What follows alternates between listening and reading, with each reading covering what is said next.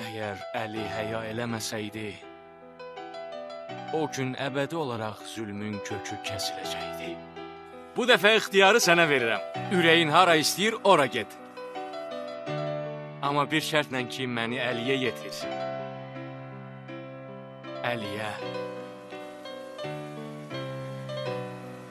Elə bir şəxsə ki, onun kimisi hələ dünyaya gəlməyib.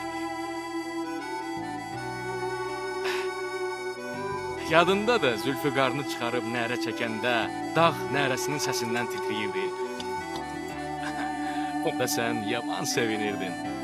İki ayaq üstə dayanıb şahə qalxırdın. Hətta bir dəfə o qədər sevincək oldun ki, məni də yerə yıxıtdın. Sifeyində idi, hə? Əmrasla olan döyüşdə. Gördün Əli necə həya elədi.